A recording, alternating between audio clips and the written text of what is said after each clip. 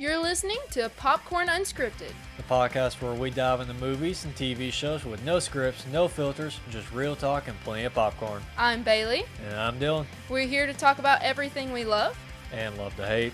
in pop culture. So grab your popcorn, Sit back. and let's get this show started. Yay! Dylan's back! And he's coughing into the microphone. It's episode 19! My drink went down the wrong pipe.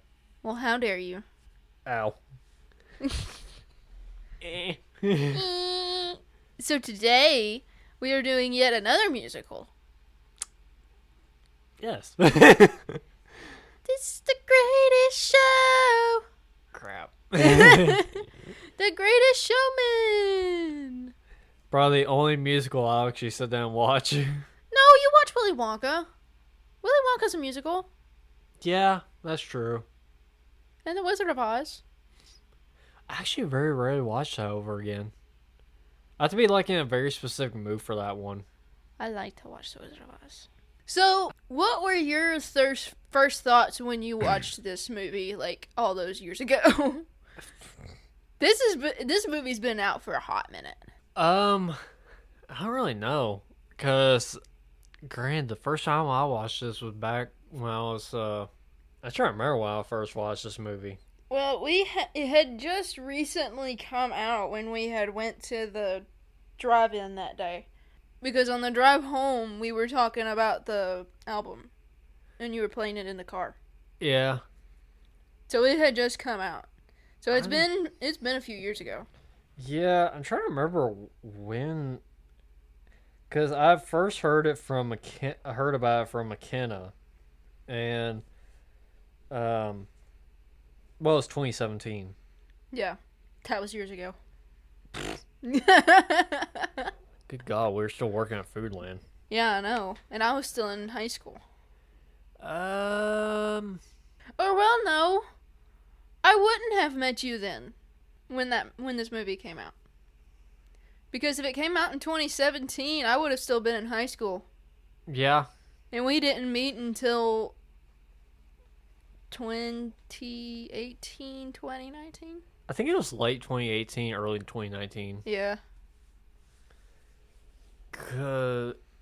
Yeah, that's exactly it. Because early 2019, January was when I was with Hope. Mm-hmm. And I actually first met you that... Because she had started working at Foodland. Yeah. I try to remember because it was you and Mary that were really the only cashiers that I actually talked to at the time. Aside from McKenna also. Well, McKenna came later. Yeah. Well, McKenna and me started the same day. Yeah. It's just that yeah, but she wasn't there when I started. Yeah, she wasn't there when you started. It was later on because it was... I want to try to remember. Because the first time we really were talking with each other and became friends was that one day when we had to go get hot dog buns. Yeah, because we were going to... and then we got sidetracked because I got to talking to your mom. We got sidetracked so hard. Yeah, they ended up walking all the way to your house from Hope's house. No, they drove over. No, they walked. Oh. I could have sworn they drove. They walked. Okay. Or I thought they walked. Because I remember when we were literally about to drive back over there, that's when they had pulled up into the driveway. No, I'm pretty sure they walked. They may have. Because I think I had left my phone in the car. That's right. I'm pretty sure that's how that happened. I guess my memory is distorted for how that happened, how they got there. Because I could have sworn they drove over. And they may have. Because it was in that one... I think could have sworn it was in that one guy's car that was... No, because it was you, me, Hope. Who else? It was a bunch of her other friends. Because someone had burned the trampoline. Like, burned a hole in it. I try to remember who. I don't remember the names of anyone, honestly. I don't remember. It was just me, you, and Hope were the only... Oh, no, Bergen was there. Oh, yeah, Bergen was there. I forgot about that. And Okay, well, we got four people then. Yeah, Bergen was there at the time too. I can't remember the other people. I can't either. Well, it might have been just the four of us then. Might have been. Either that and then maybe Hunter. I think From Foodland? maybe. I'm sure I don't remember anyone fully from that day. I don't either. I just remember Because that day is she really wanted just a to blur. roast hot dogs and then...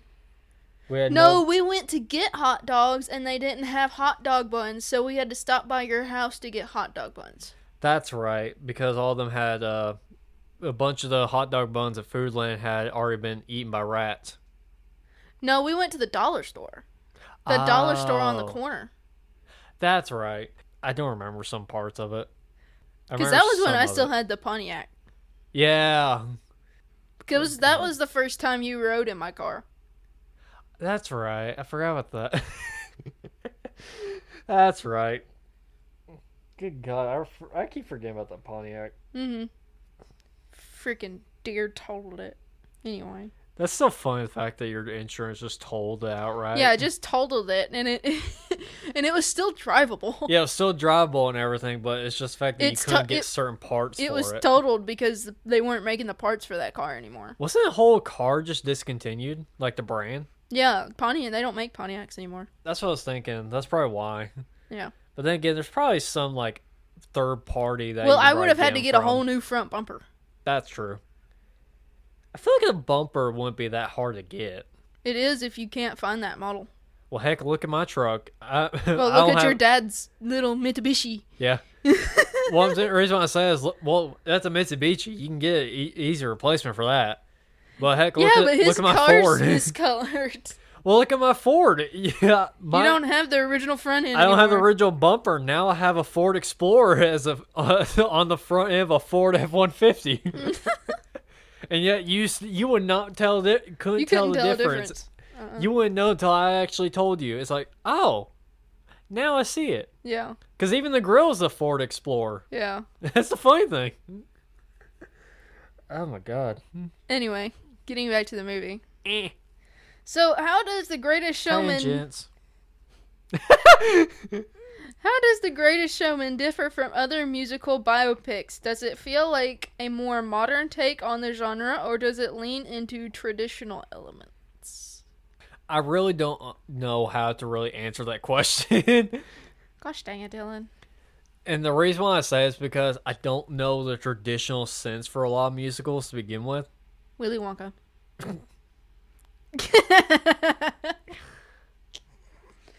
I'm going to keep referring back to that one because that's the only one I know you've watched. And then also Wizard of Oz, Cinderella, To be fair, 90 Snow White. You basically just said that earlier that it was all Disney films, basically. Well, that's all you know. Well, to be fair, I don't watch musicals. West Side Story. I actually haven't seen that. You haven't seen West Side Story? No. It's actually a good movie. Mom likes it. Mm-hmm. I've never seen it.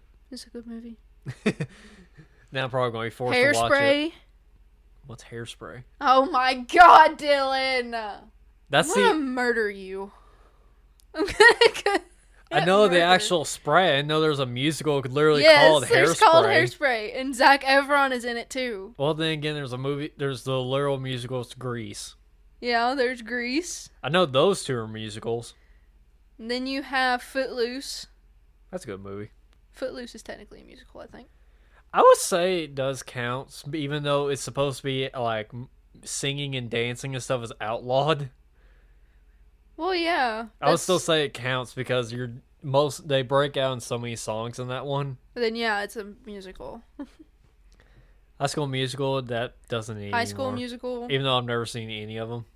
Well, I don't blame you for that. I never got the you hype. You didn't really watch Disney growing up, though. I did. I watched the movies, but never really High School Musical. I never gave a crap about it. Yeah. It well, was, you're a dude, so.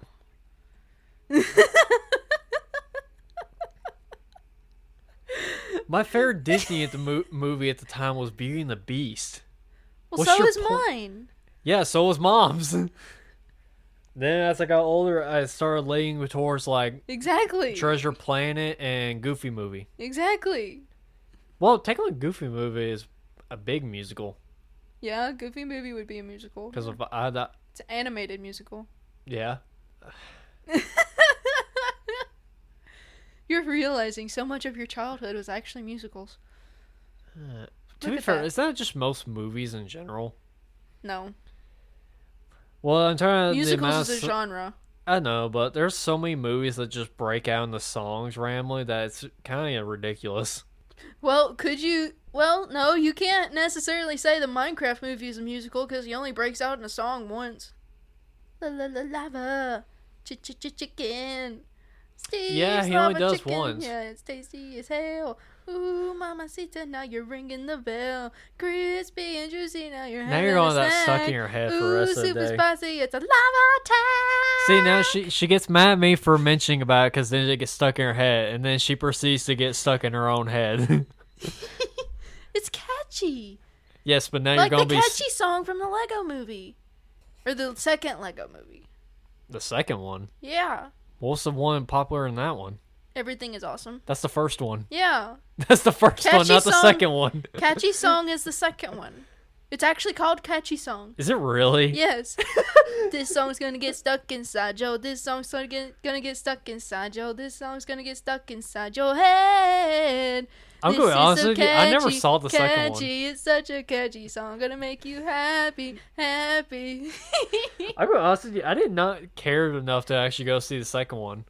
I haven't I seen only the want- second one. I just know that song. I just wanted to go see the first one as a kid because it was, well, Everything is awesome. yeah, it was mainly just because it's a Lego movie, and that's Everything it. is cool when you're part of a team. 'Cause granted, Everything this- is awesome I'm trying to remember what when you're living out a grade I'd dream. be in, or when it came out.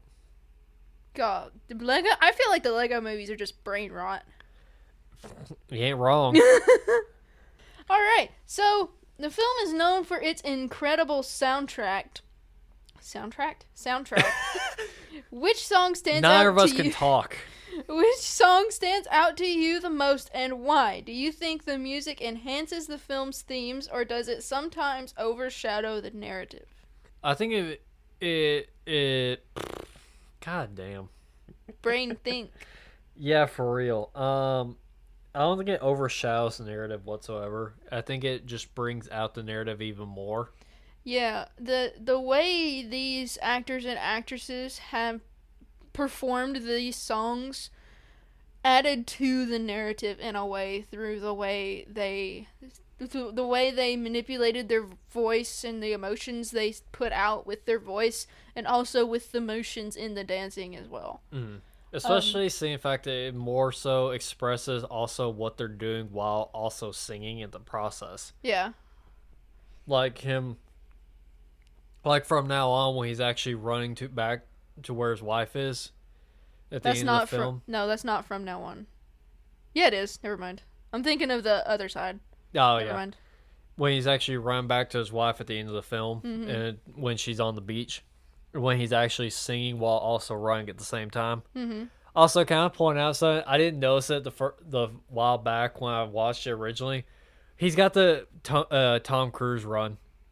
Yeah, Hugh Jackman does. Yeah. He got that Tom Cruise. Tom Cruise. Cruise. He got the Tom Cruise run. Cruise. Tom Cruise. Put that on a t-shirt. Tom Cruise. Tom Cruise. But which song stood out to you and why? I don't know. For me, when I first watched the movie, the song that spoke to me was "This Is Me." Yeah, I can agree with that. That one spoke to me a lot, especially senior high school self, since a lot was going on during that year for me personally. I'm trying to think. But I also enjoyed "Come Alive." That was another one of my favorites. I thought you were going to say Tightrope. I like upbeat songs. To be fair, Although Tightrope is good. I was about to say, you always mention about Tightrope, so I was expecting No, you to say I don't. Tightrope. Yeah, you have. When? Yeah, you can't think of it. Yeah. Take that.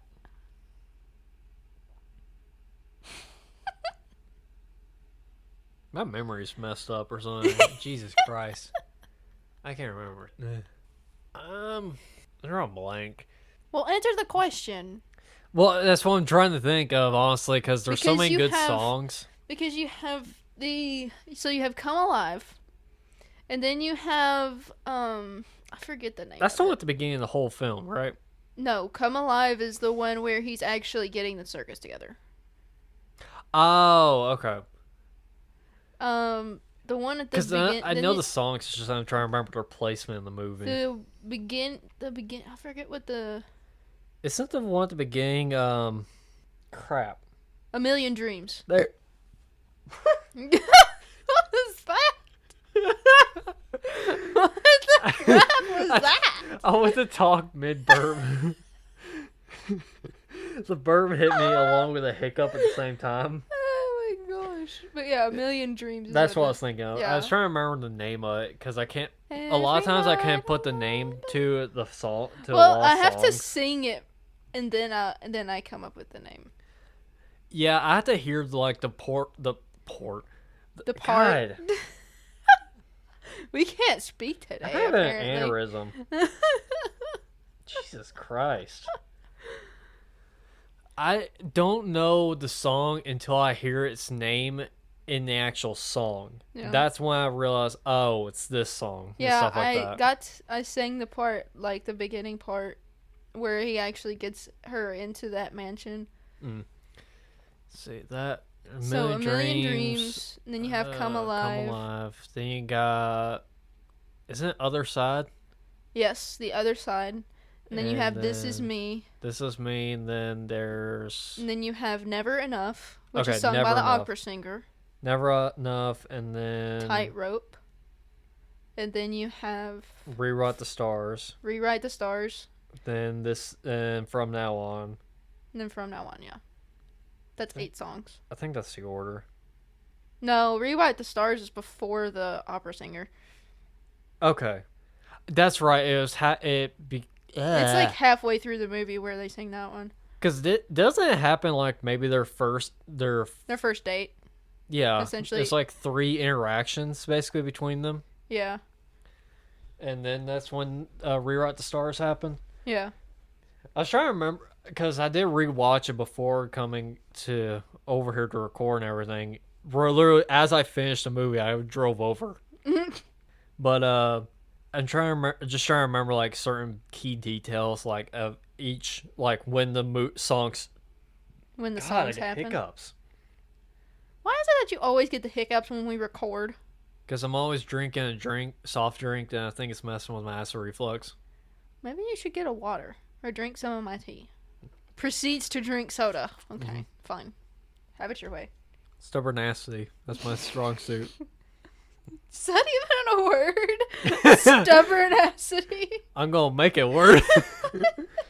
I will laugh my butt off right now if it actually is a word. Is it a word? Hold on a second. If that is a word, I will laugh my ass off right now. Stubbornity is one, but stubbornacity is not.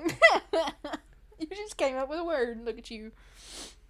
I pulled a Smitty. Oh my gosh. Okay.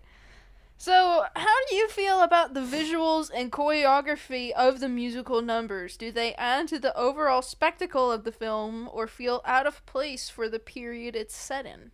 Actually, I think it fits perfectly, honestly. Yeah, I think so too. Especially seeing the fact that this is... What time is this? No, it's probably early 1900s. Yeah. Because the movie is supposed to represent when the Barnum and Bailey circus started. Mm-hmm. So it's also taking place in New York as well. Well, that's where the circus started. Yeah, that's where the circus started. I want to say early 1900s, but I'll look that up. I want to say so too, because it's either late 1900s or it's like. Oh, I was so wrong. Oh, how wrong?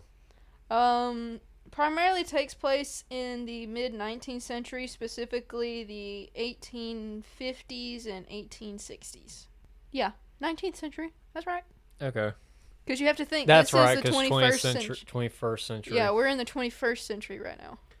Honestly, the century things always throw me off. It always does. Because it's kind of a weird subject to begin with. Yeah. Let's see.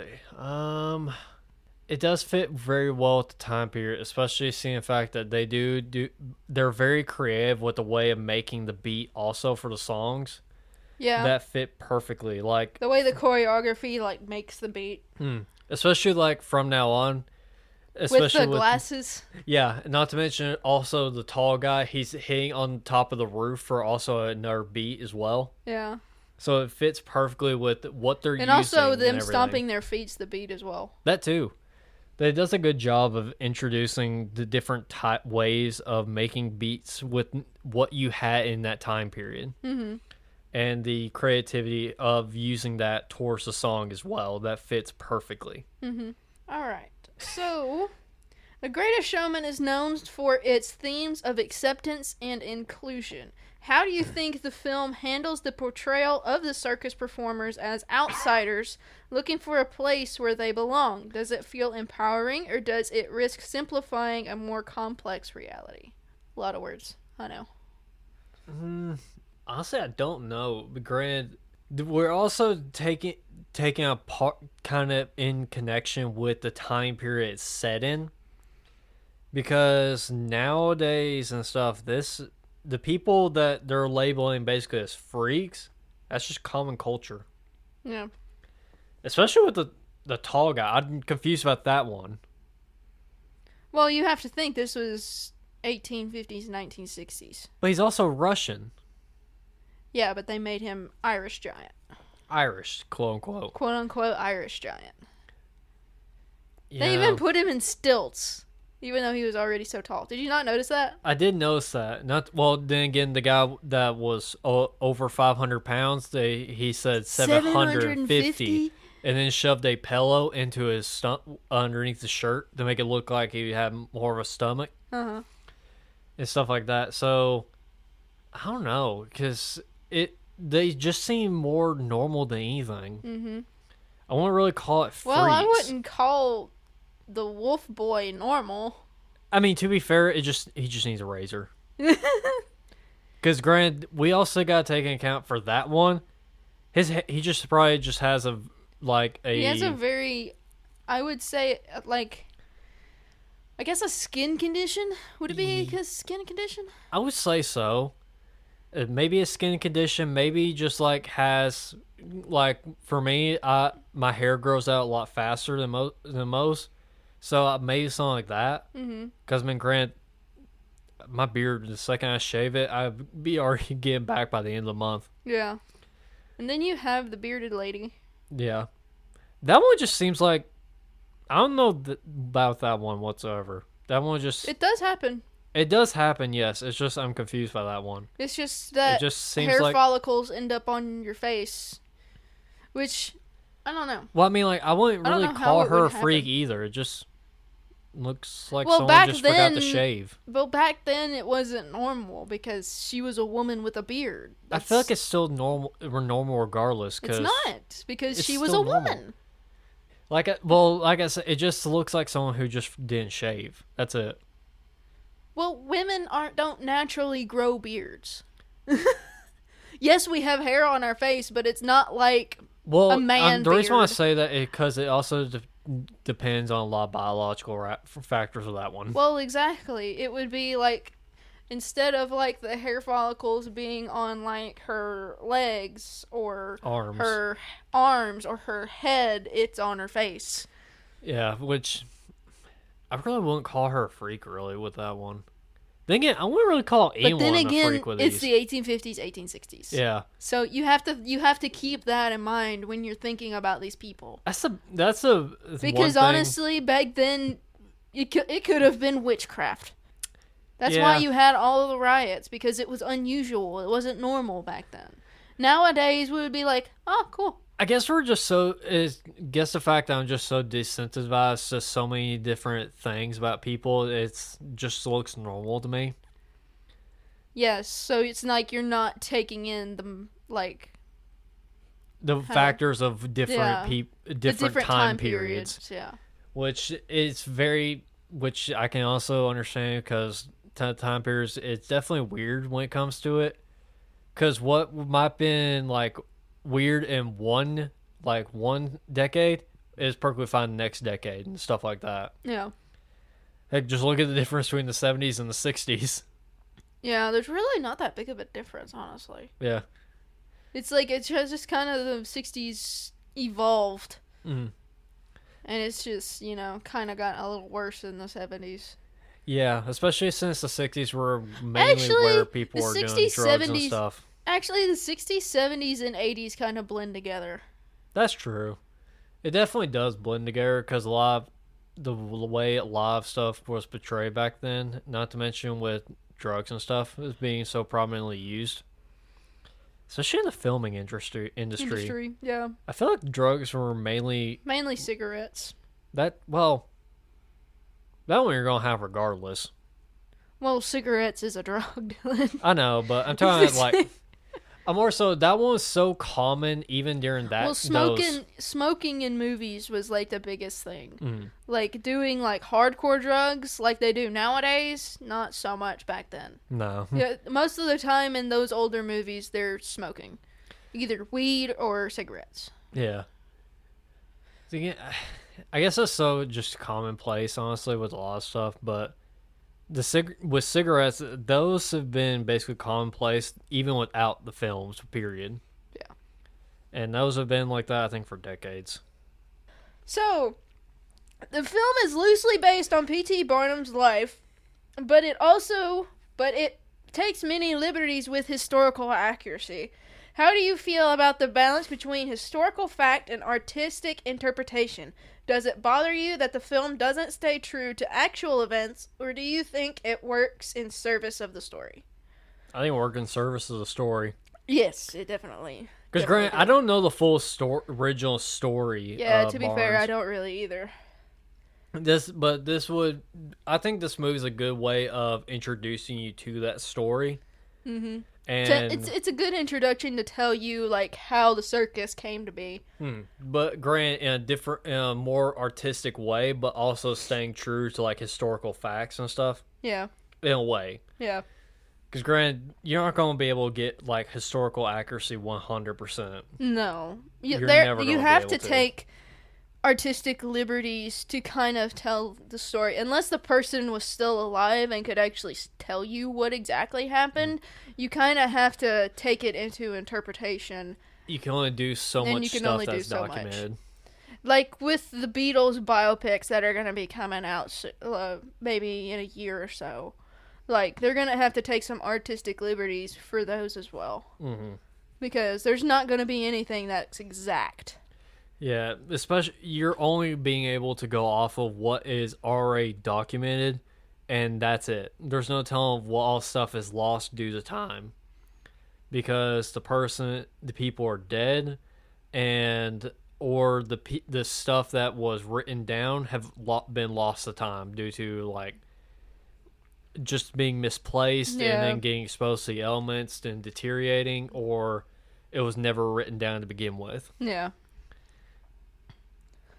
So you never know, but I think it did a good job. Yeah, it really did. I enjoyed it 100%. Luckily, I got to go see the circus before they took out the elephants. Oh, really? Mm-hmm. And it was I actually got to do that before this movie came out. I think it was like a few months before this movie came out. Nice. That I got to go see the circus and the elephants. I still have the clown nose somewhere. Hey. So, P.T. Barnum's relationship with his wife, Charity, plays a key part in the film. How do you feel about the film's portrayal of their relationship? Is it a strong foundation for the story, or does it feel like a side plot to the larger circus spectacle?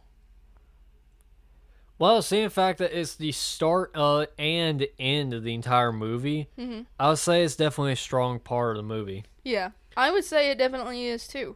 Especially with the fact that it serves to show what all he is doing this for in the beginning, and what he gets blinded by and losing that what started this all. And then losing that, and then he ends up having to work to get it back. Yeah. So it really shows like the journey that he's been on and everything of it's basically showing coming up from poverty and stuff, and then seeing what happens with him when he finally gets what he wants. Yeah, and then once he loses what was the main factor of what he was working for, then kind of being crushed. Mm-hmm. But then also getting the motivation from those that he was helping to begin with. Mm-hmm. To get back into where he need to be. Mm-hmm. Especially at the ending movie where he finally took a step back from the show and everything, and to watch his kids grow up too. Mm-hmm. So it did a good job, honestly. It really did. Giving us the perspective from his point of view, mainly. Mm-hmm. So, the film also touches on the dynamic between Barnum and his performers and the idea of family.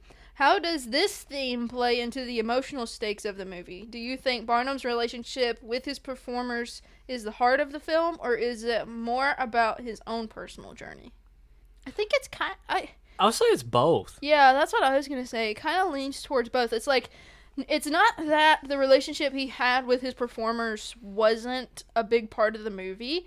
Because it definitely was. Because it definitely was. Because it plays into his own personal journey, too. Mm-hmm. It plays a huge part in it. Because of the way their family dynamic that they had, it plays into that. Because if I remember correctly, his performers is the first family he abandoned.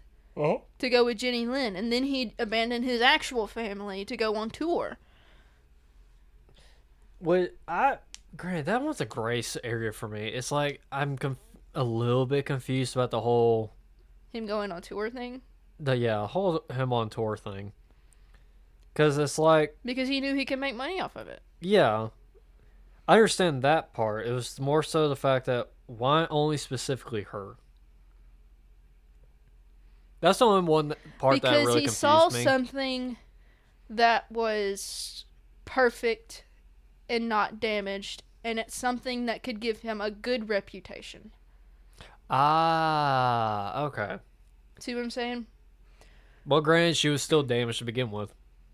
See the fact that she caused that scene to make upset his wife.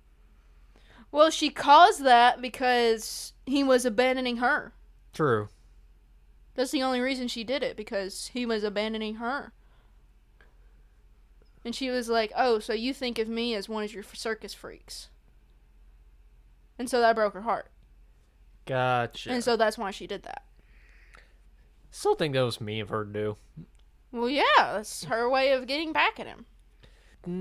But in a way, I feel like her doing that and then him finally going home and realizing, like, I shouldn't have made that choice in the first place. Yeah. So it's kind of like a character growth type thing. It is. It definitely did a good job of doing that. And especially when she did that, I feel like something flicked in his mind. He was just like, why the crap did you do that?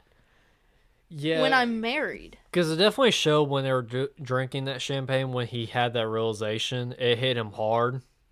Yeah, because he's like, wait a minute, I shouldn't be doing this with her. I have a wife back home that I love so much and 2 children that I love so much. Which I think I will... God dang, I can't speak and I can't think. Which I think is an interesting way of doing that, especially with the fact that it does show character growth a lot. And I think that was honestly the best way of doing it, where when the person who grew up from poverty lets the greed take over a little bit from how much money he can make off of stuff, and watch him slowly realize about what he is losing in the process of doing this. Mm-hmm. Even if it's not instant, it does a good job of showing it, like, when it finally hits him. Yeah. It does a good job of doing that. It really does. Yep. So, moving on to Philip Carlyle, who is played by Zac Efron. He is introduced as a wealthy socialite who becomes Barnum's business partner. How does his relationship with Anne Wheeler, who is played by Zendaya, add to the narrative, and how does it compare to the film's exploration of other characters' relationships? I think it does a good job of doing that. Seeing the fact that it almost like you're seeing I'm going blank on names. Jesus Christ. Anne and Philip are their names. Yeah, it does a good job of showing how I was just gonna say Hugh Jackman's character. It seems almost like a redo of his relationship with Cherry, but from a different perspective, in a way. Well, this is a different perspective. Well, I mean, like instead of starting up the circus and everything, it's between a ringleader basically and the acts. And I think it does a good job. It's actually more than just that, though. Yeah. Because think of where Philip comes from. He comes from a place where he's high up, just like Charity. And because of taking this job, he's basically risking it all. He's risking all of that he has. He's risking his family. He's risking his inheritance and all of that. And then she is just a circus performer. And she doesn't have anything. It's almost like you're seeing it from a reverse perspective. Instead of seeing it from Hugh Jackman's character, you're seeing it from Cherry's perspective almost in a way. Seeing the fact that she started up from rich and everything, and then him. It's kind of like it's flipped. Yeah, but granted, just changed the person that they're in love with's role in it. But it also shows the hierarchy of the people as well, because you have the higher ups, and then you have the people that are like, then you have like your middle class, and then you have your poor class. That's true. So it kind of shows like, you know, it kind of shows like why those hierarchies didn't associate with those other people, and you know, it kind of shows all of that to me. Because it does. I think it shows good during the other side when he specifically says, "Or I don't pick up peanut shells." It really shows where everyone stands in the monarch, basically. Yeah. And how different people interact with each other and think of each other. Well, it basically also tells like where his circus acts are, like what place they are in, which is very low class. Exactly. Especially with how they're treated worse than a lot of different groups and everything. Well, yeah, because they were considered freaks back then. It's almost like... So it's almost like they're less than the poor. Yeah. They're thought less than the poor. It's kind of like racism in a way. Yeah. It's kind of like that, in a sense. In a sense. Grant, it's kind of hard to go with that one, honestly. So the fact that it's multiple different types of people several that different they're races. labeling as freaks. Yeah. So that one's kind of hard to literally put on that one. But it's like I said, it's kind of like that. It's not exactly like that, but it's kind of around in there. Yeah. So, how do you feel about their romantic subplot? And does it feel forced, or does it add to the theme of breaking societal boundaries and finding acceptance? I'd say the second one. Because a little, though I will say it might come off a little rushed. Yeah. Seeing the fact that it basically was their third interaction. Well, it was... So their first interaction was when she was doing the trapeze, and they just got finished doing the other side. And then their second interaction was at the opera. Yeah.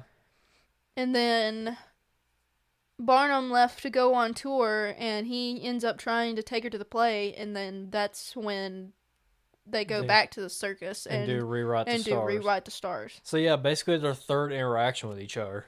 Yeah, but we also don't know the course of time. That's true. We really don't. Because what we see is like very quickly, it could be like multiple It could be days months. Or weeks. Yeah. Especially seeing the fact that the end of the whole film basically ends in the winter. I think. No. No, it don't. Heck, do we even really see the season change?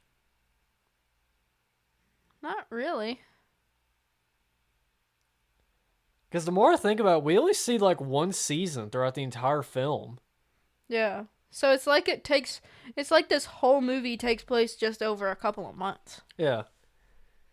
But it's like from when they were a kid, they fast forward it really fast, but same season. I think I know where you're getting the winter from. It's the ballet scene. Yeah. Because they're doing a winter dance. That's what I'm thinking of. It's like Which, it was winter.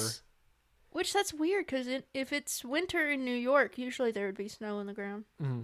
Not to mention they were wearing like thick coats and stuff also. Yeah, so it must have been just really like early Maybe winter. like early fall. Yeah. Or late fall, basically. Close to winter. Yeah. It's almost like it's like the end of summer, but late fall. Yeah. It's almost in a way.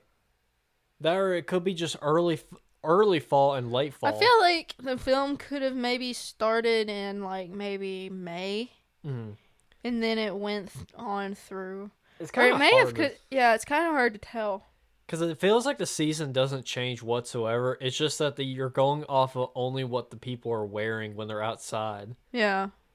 Because a lot of times it feels like they're not wearing coats, but then a couple scenes later, then they're wearing thick coats. Yeah.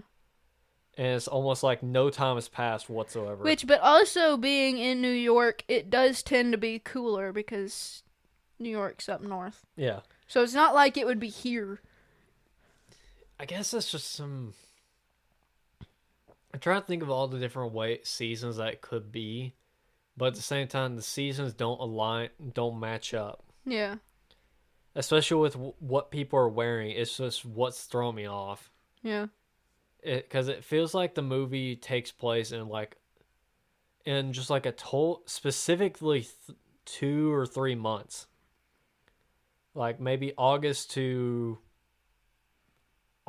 maybe November, maybe October. No, I would think I would stick with like May to maybe October. May to October? Yeah. Because the reason why I was saying like August to October, November was because you got the heat from the summer seasons, but then you start getting into the fall seasons. And that's going to be starting to get cooler. I don't know. I don't know.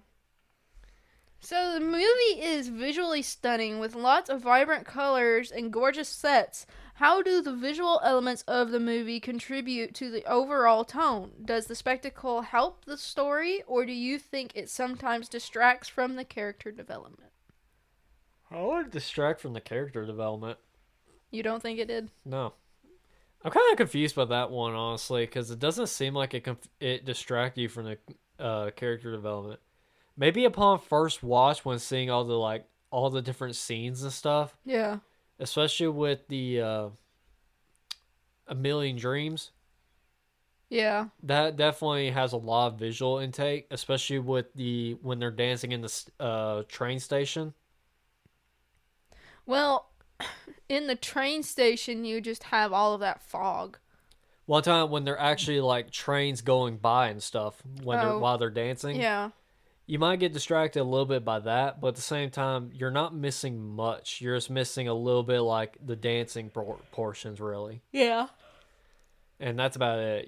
But there's nothing really taking away from like important like decisions that the characters are making or anything. Yeah, no. I honestly think the colors and stuff actually tell the story pretty well, because when you have like all of the brighter colors, that's when all of the characters are kind of in their happy places and stuff, and that's when everything is just bright and shining.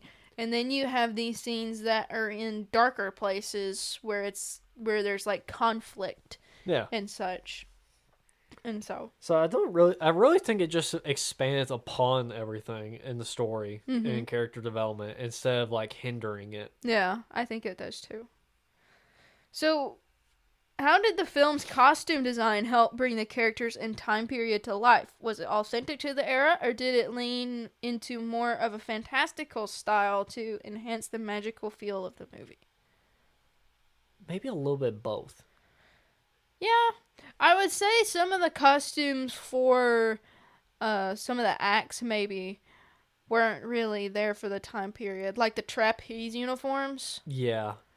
Though, granted, there's not much you can really do with those for time period wise, because Yeah, I feel like those would basically just be like almost like a drawn on kind of design on those. drawn on. Like maybe like like a blank like outfit for that, and then Oh basically yeah. like have a design drawn upon it and stuff. Well, they did have sewing machines back then. Well, I mean like for something like that, Yeah. because You would have to have that you stretchy material. yeah you would But definitely need the stretchy material and and stuff. also the pink hair too. Yeah, the wig will definitely be a weird. Well, That would be an odd thing for back then. well then Wigs again, were definitely a thing, but a pink wig? yeah. Grant, it won't be that hard seeing the fact that we've had a lot of presidents that wear powder white wigs Yeah. for their portraits and stuff. Yeah.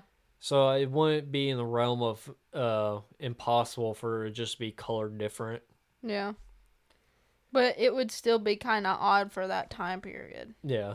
Probably not something a lot of people would really want or do a lot. But then again, that's what the circus is for it to be odd. Mm-hmm. And bring out stuff that you don't really see a lot. Yeah. Because I doubt a lot of people, I doubt like trained animals really would be a very good centerpiece in during this time period. Yeah. I think the animals, I don't know when they actually started bringing in animals. I think that was kind of like one of their artistic additions to it than what actually happened.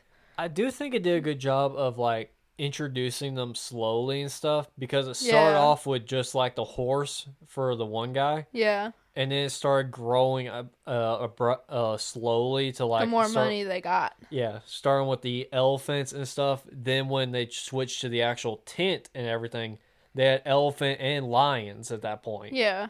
Yeah. So it did a good job of showing like there's not a lot of animals that they had ability to train at that point. Yeah. But at this time when they introduced the tent, you can train horses, elephants, and lions at this time for circus acts. Yeah. So it does a good job for like stuff like that. Yeah. I agree. So I think it does do a good job for time period wise, but it might have done a little artistic creativity for the trapeze and stuff. Yeah, I think so too. So, the film ends on a powerful note with Barnum's realization about his true priorities. How do you feel about the emotional resolution of his journey? Do you think it gets satisfying conclusion, or does the film leave his character development feeling incomplete? I feel like his story is basically complete at that point. Yeah. And I feel like it comes full circle. Yeah. Because at the end, she goes home, and then he's having to get her back, and he ends up right where he started, where he first promised, like, he would give her the life that she wants. Mm-hmm. You know? Well, the greed getting in the way. Yeah. Grant, he was already kind of doing a lot with the money to begin with, but it's also understandable when you Not see in the come beginning. from his background. Well, I'm talking about like the mansion and stuff. Well, yeah, but that was after he got the circus started. Yeah. You definitely see like But he did promise her that, though. He did. Even though that wasn't necessarily something that she needed, he wanted to do that for her. Mm. Even though it wasn't something that she desperately wanted or needed. Yeah, so it definitely did a good job of completing his story, essentially. And it gave us it almost like it's set up for like a second movie almost, to see Zac Efron's character story then. Yeah. You see, Or to kind of continue and his. see where things go after the events of the first one. Yeah. Because it definitely seems like it could be set up for a second movie, but also does a good job of basically saying the entire story for only one film. Yeah. It just depends on really the interpretation you want to go off of. Yeah. Because we already know that Hugh Jackman's story is basically done with. He's come full circle, so he doesn't need to be expanded upon anymore. No. But I do think that they could bring that character back as like a mentor for Zac Efron's character. Oh, yeah. Because he's obviously not completely gone from the circus. Oh, yeah, he's just going to be their because they're partners. Yeah. They're 50-50. Heck, to be fair, you could continue it, but from the daughter's perspective. Yeah. And do like when they grow up and see what they go with. Mm-hmm. If they want to follow in their father's footsteps and also do something like do acts in the circus as well. Mm-hmm. Or if they go and do something different after, well, no, the protests and stuff will already be done with. Well, 1850s, 1960s. One time in the movie wise, basically they stopped showing the protests after the place got burned down. You don't see any more because protesting. they didn't have a place anymore. Yeah, but you still can go protest a tent. Well, yeah, but I mean, by that point, the circus looked already like really developed, and they also said all of those men were arrested. That's true. They all got arrested, but that also depends on how many other people are in the same boat. Yeah. So it really just because you can also do a conflict where they they probably hired security at that point. They may have probably had security at that point. Because that's also one thing you could also expand upon with the daughter wise.